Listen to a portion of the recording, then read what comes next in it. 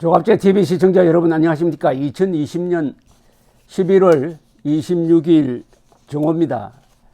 오는 월요일 그러니까 11월 30일 광주에서 중요한 선고가 예정되어 있습니다. 전두환 전 대통령에 대한 사자 명예훼손 재판인데 검찰은 징역 1년 6개월을 구형을 했습니다.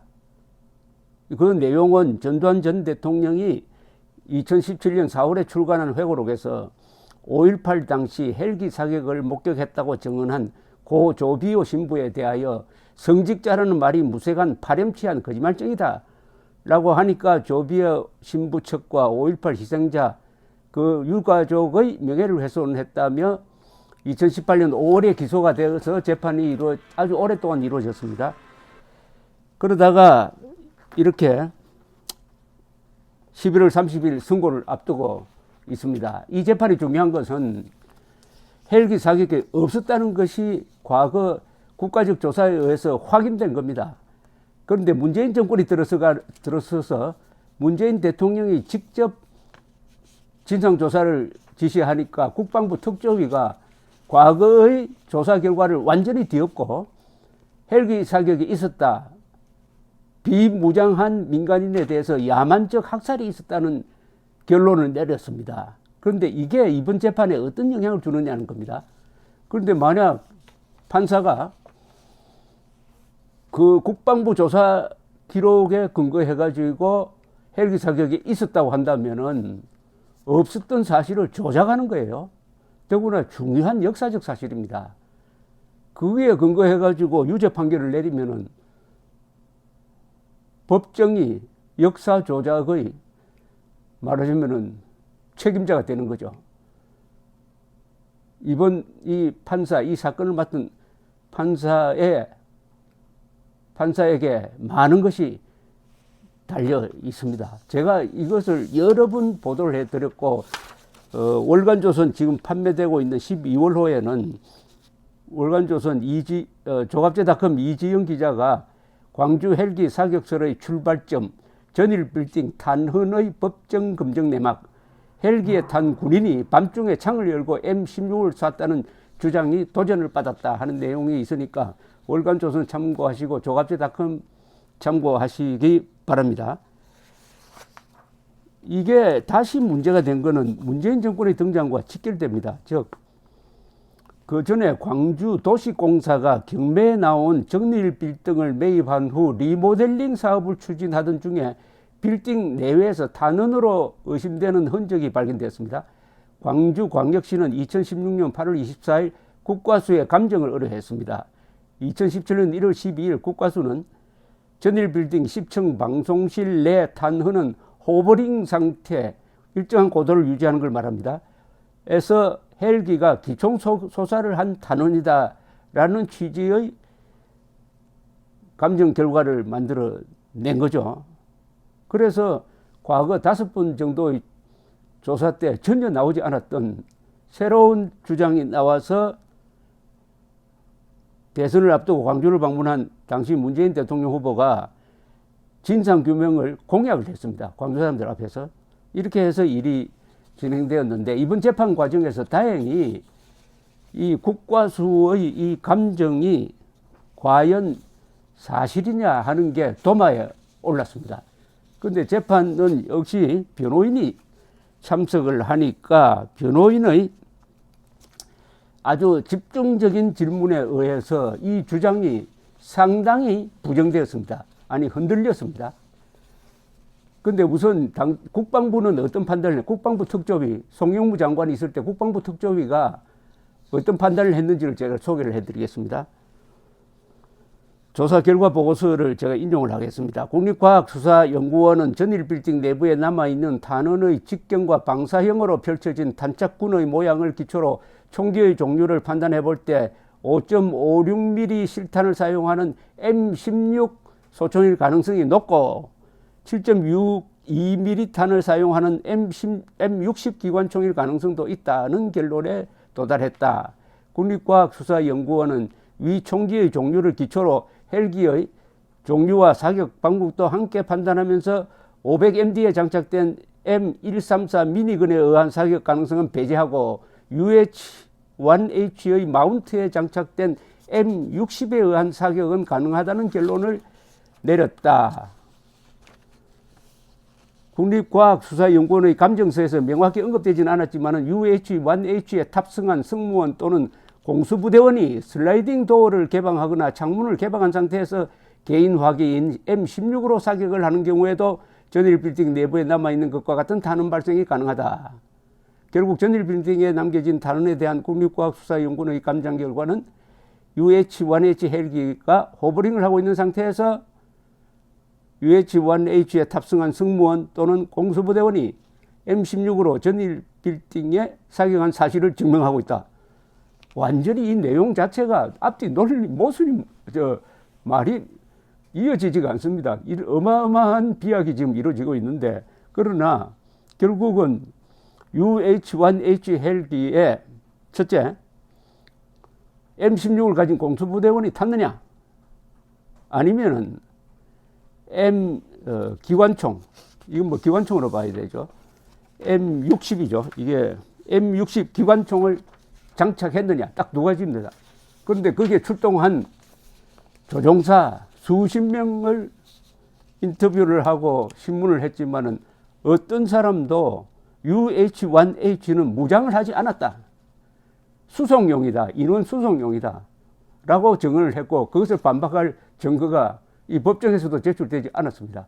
즉 M16을 가진 공수부대원이 탄 적이 없다는 거 하나, 그 다음에 M60 기관총을 장착하지 않았다는 거 두 번, 둘째, 그럼 뭡니까?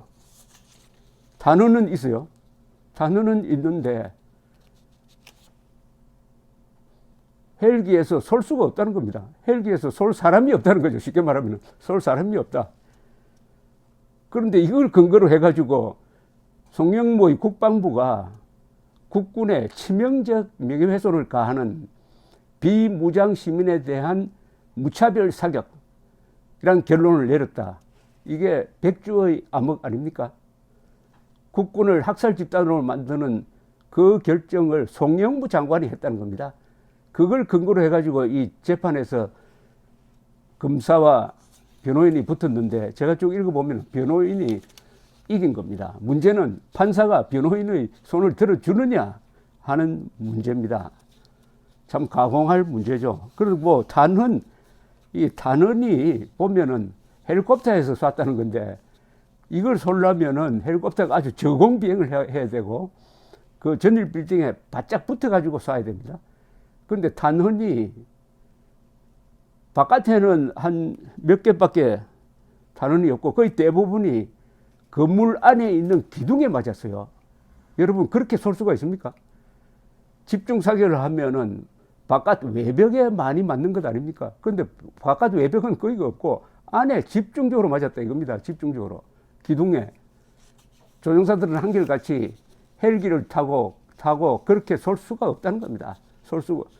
쏘았을 때 바깥 외벽에 대부분이 맞지 어떻게 삭 안으로 들어가 가지고 안에 기둥만 맞출 수 있느냐. 그 영화에서는 있을 수 있는 이야기가 아니냐 하는 이야기인데, 이 단원 자체가 우선 감정한 사람도 M16인지 M60인지 잘 모르겠다는 거예요.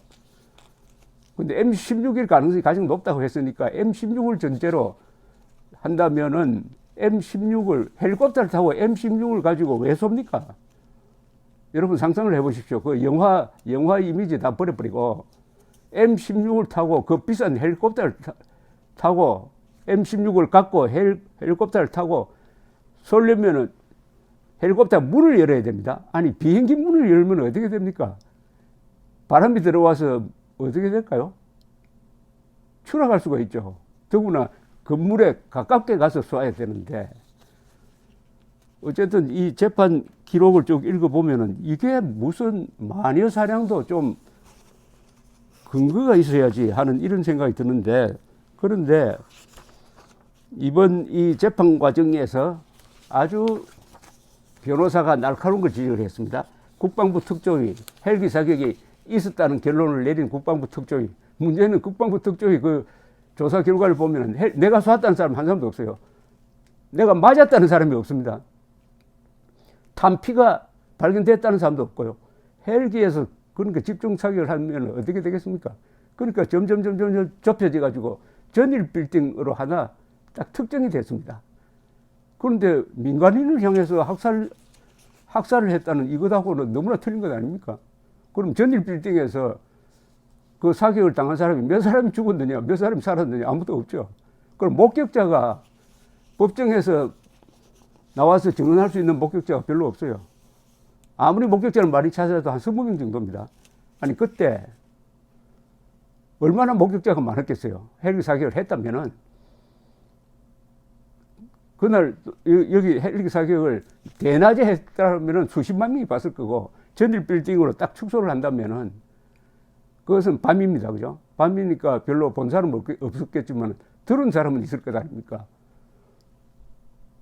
그러니까 이 헬기 사격이 일부에서 주장하듯이 민간인을 상대로 쐈다는 헬기 사격론과 이 재판을 해보니까 그런 건 딱 사라지고 전일 빌딩 하나만 딱 이렇게 좁혀지고 말았습니다.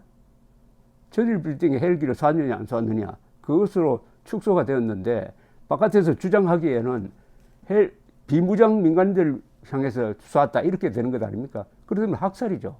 근데 국방부 특조위는 학살적 사격으로 하고 있는데 이 국방부 특조위 아주 날카로운 이 반격을 부를 만한 허점이 하나 있습니다. 계엄군의 상무 충정 작전에 참가한 UH-1H 헬기는 1980년 5월 27일 03시 30분쯤 전일 빌딩 옥상에 LMG가 있다는 첩보에 따라 이를 무력화하고 같은 빌딩 내부에 있는 시민군을 제압하기 위해서 M60 또는 M16 총기를 사용하여 전일 빌딩을 향하여 사격을 한 사실을 충분히 인정할 수 있다고 단정을 했어요. 그런데 변호인 측이 이렇게 딱 찌릅니다. 계엄군 특공조가 상무 충정 작전에 따라 전남도청과 전일 빌딩에 진입한 것은 1980년 5월 27일 04시 정각이고 특히 전일 빌딩에 대한 작전은 같은 날 04시 40분에 진입 완료로 작전을 종료하였습니다. 광주시의 5월 27일 일출 시간은 05시 21분이므로 계엄군 특공조가 도청이나 전일 빌딩에 진입한 시간은 밤이었습니다. 5.18 당시 UH-1H 헬기에는 야간 비행 장치나 야간 사격 장비가 전혀 갖추어지지 않았습니다. 그러니까 컴컴한 어둠 속에 흔들리는 헬기에 야간 사격 장비 도움도 없이 전일 빌딩 10층 방송실을 향하여 그 10층보다 낮게 날면서 그것도 M16을 가진 군인이 문을 열고 사격을 했다. 이게 도대체 있을 수가 있느냐? 외벽에는 10개 정도의 탄원만 남기고 214발의 탄환을 실내로 집중할 수 있는 그런 사격이 도대체 가능하느냐라고 딱 이렇게 찔렀습니다. 이게 전일 빌딩 이게 부정되면은 사격설은 다 무너지게 되어 있습니다. 이 정도 상황이니까 판사가 아주 합리적 선고를 할 것 같은데 문제는 이 재판이 광주에서 이루어지고 있다는 것입니다. 여론에 영향을 받을 수가 없죠. 그러나 판사는 헌법에 의해서 그 신분이 보장되는 사람입니다. 오로지 법과 양심에 따라 독립적으로 재판을 할 수 있도록 국가가 보장합니다. 그리고 판사는 탄핵이 아니면은 몰아낼 방법이 없습니다.